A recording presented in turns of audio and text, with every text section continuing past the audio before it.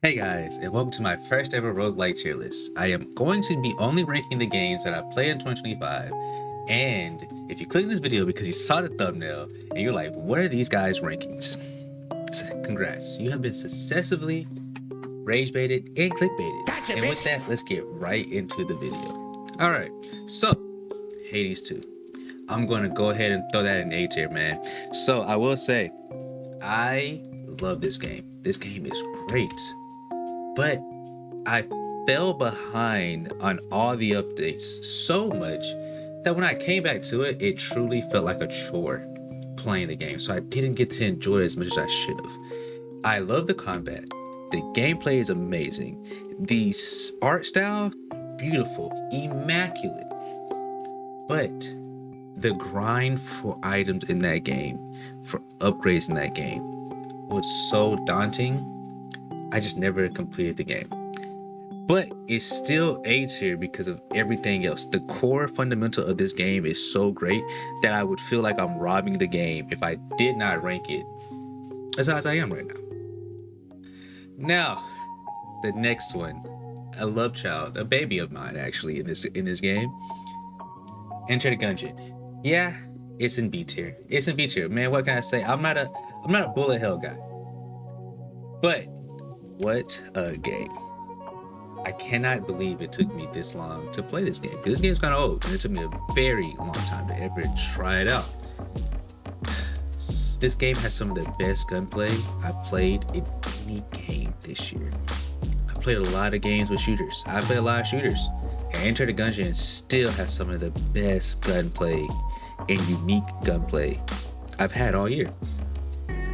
Also, like I said, this game has some bias. The growth of my channel from this game, massive. It was one of the first games I could say that I felt the connection with the people who were watching. The comment section, the community being so helpful, the just everything about that game, I could feel a connection with the people watching me. And it felt more of I'm connecting with people and enjoying that connection with the content than I am just playing this game.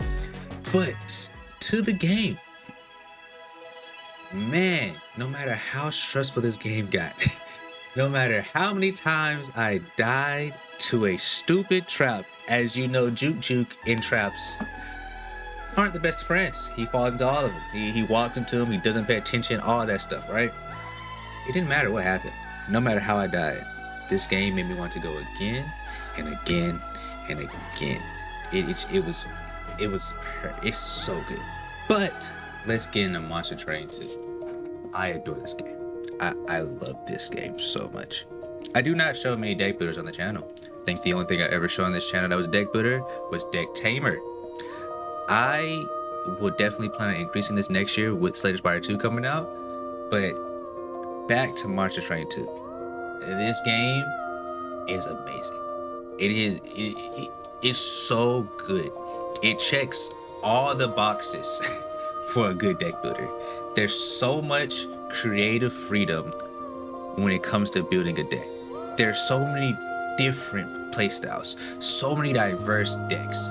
The combos that not only does each faction leader have by themselves, but then also with you being able to combine other factions with a faction, it's amazing. It's like so fine-tuned. I don't know how the developers ever did this, but they did it. And then when you go up in difficulty, the scaling doesn't get too absurd. It still feels like a challenge, but it doesn't feel like an unfair challenge. This game will challenge you and get you into a situation, say, how can you get out of this situation?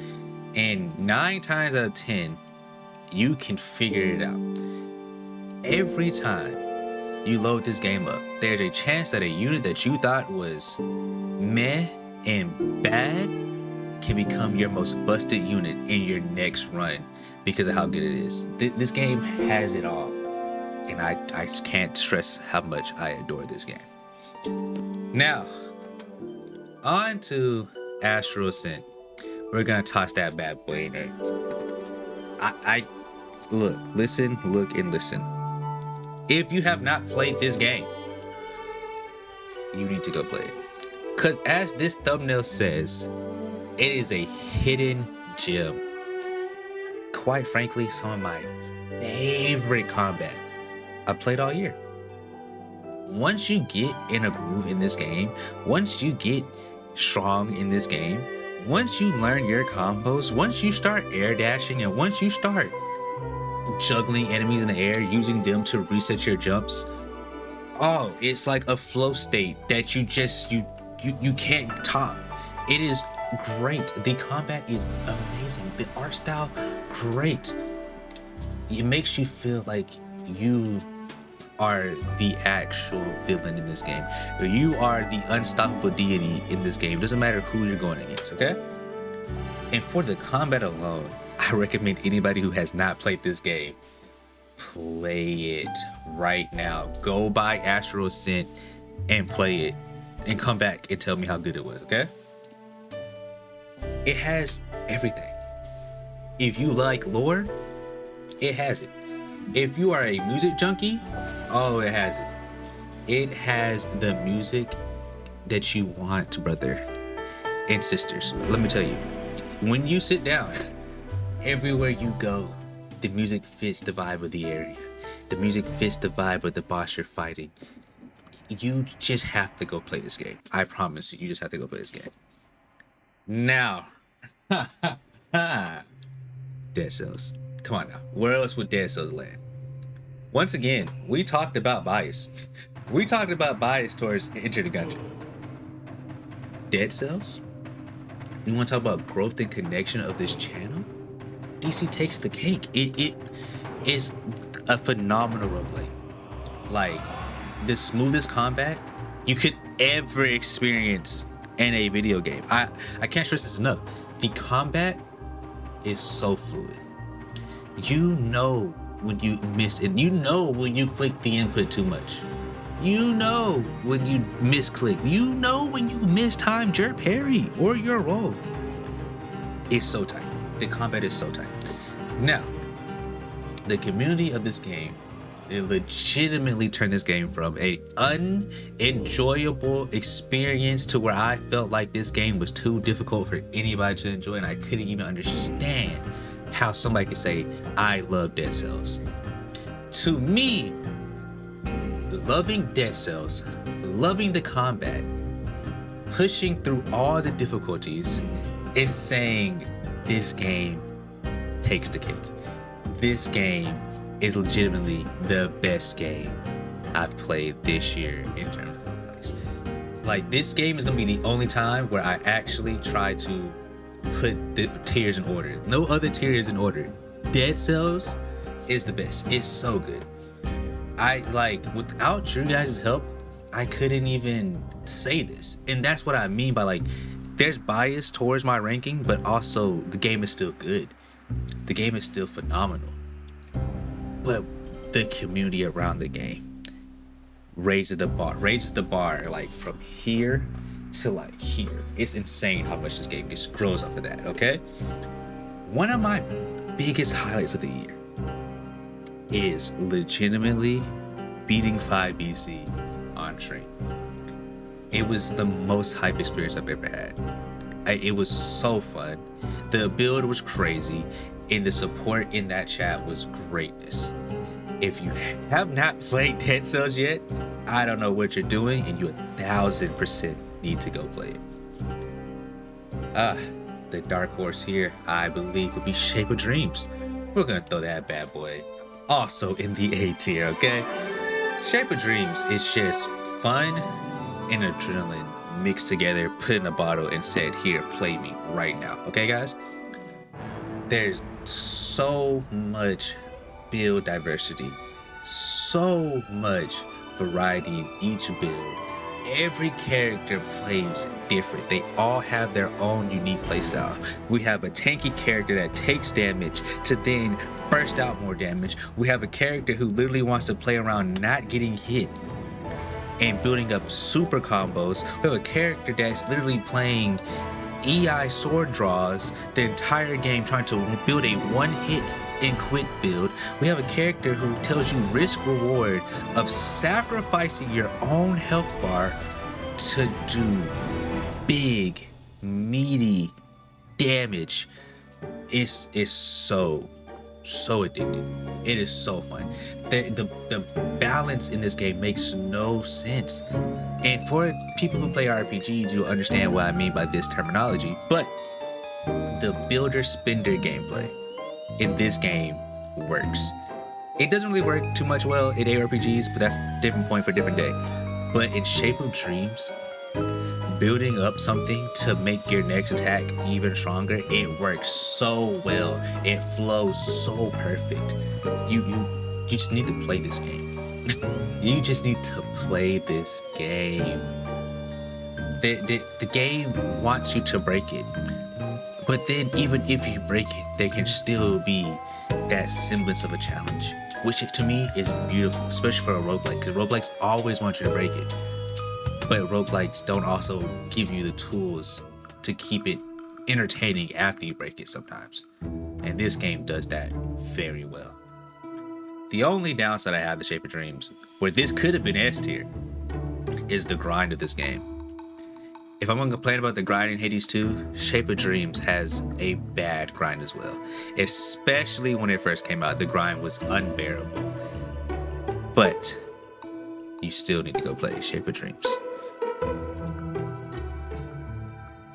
Ball pit. There's only one word to describe ball pit, and I can leave the entire talk of ball pit alone after this one word. Addictive. You want to talk about a game that will take hours away from you and you don't even realize you've been playing for hours? This game does that for you. You want to take a genre of a game, brick breaking, which was a thing of the past to me. I have not thought about a brick breaking game probably in a decade. Like, I can't even, it's been so long since I played a brick breaker, I can't name a brick breaking game. And they brought the joy of this game back into me. The mix of characters, the mix of combos per character, per balls, with evolutions in the balls, to then have secret triple evolutions, to have a next step up of evolutions that you can find, and have base building on top of this, resource gathering on top of this. You couldn't stop me from playing it. It was to the point I had to stop playing this game altogether so I could actually continue to make content for you guys and go outside and touch grass. This game took too much time, and if I would have kept playing it, it would have consumed me entirely. Easy S tier, okay? Now, we have Magic Craft, and it's not a bad game. This game is legitimately, if you took The Binding of Isaac and you took Noita and mixed those two games together, you have Magic Craft. But unfortunately, going to play Noita after Magic Craft makes it feel like Magic Craft took all the complexity and beauty of wand crafting and dumbed it down so much that it doesn't hit the same. I think if I never played Noita, Magic Craft would be higher ranked on this list because I wouldn't have that comparison. But after playing Noita, Magic Craft falls because it feels like it's so simple of a build, and this could just be user error. It could be my fault, but it feels like I'm just making darn near the same build every game, where I try to get some auto casting going on over and over again, and then a strong fast casting wand doing stupid things. I don't know, could be user error, it could be something else, okay? But even with all of that about the wand crafting I just named, this game is still so addictive. You want to continuously go again and again and again with this game. But like I said, it is a fun experience that is especially lacking after playing Noita and seeing what the wand crafting is. Now, You thought I could go a roguelike tier list and not name Mega Bonk in 2025? Absolutely not. Absolutely the freak not, brothers and sisters, okay?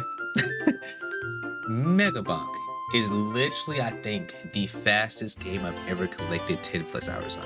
Rookie numbers, I know. Ooh. But I've never amassed 10 hours in like one day sitting. Normally it takes a couple days to get to those 10 hours. Mega Bonk? Absolutely not. This is one of those games where if I didn't post a video that day, and I didn't say I wasn't gonna post a video, I didn't have a reason why I didn't post a video, Mega Bonk was the reason. I'll be playing that all day and all night, and I didn't want to admit that that was the reason why I didn't post a video today, okay? Mega Bonk, oh, top tier. It is so good. But this is also one of those games where I ever tried to crack top 10 or more on the leaderboard. And I think I did it once when it really early into the game. I can't remember, but I'm pretty sure I cracked like top 10. I know I cracked top 20, whatever. I never cracked, when I say, I'm talking 10%, not top 10 on the leaderboard. My name was never on the leaderboard up there. That never happened, right? But I also think that took the enjoyment of the game down from me. That's completely my fault.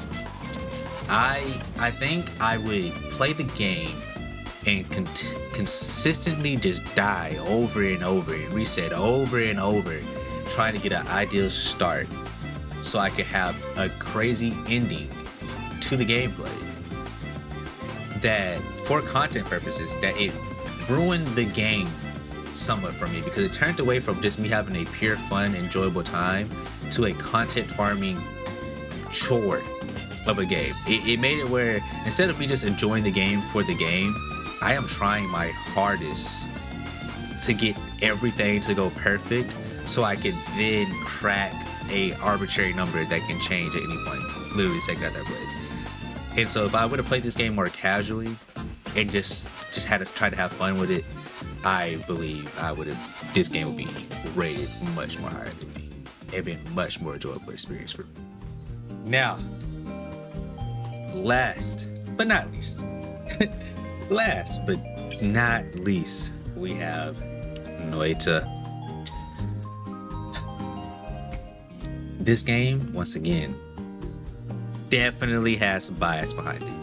I feel the connection with the community of this game so much.